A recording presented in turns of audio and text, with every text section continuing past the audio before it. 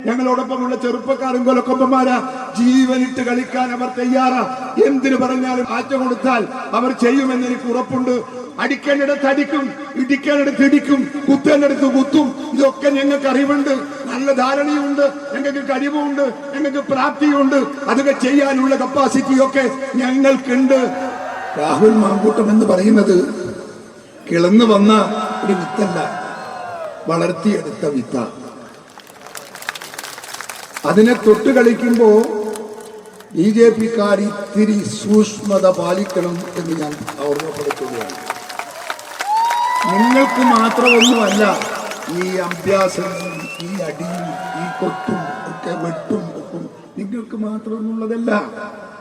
ഞങ്ങൾ കൊത്തിയാലും നിങ്ങൾ മുറിയും, ഞങ്ങൾ വെട്ടിയാലും നിങ്ങൾക്ക് വെട്ടേക്കും.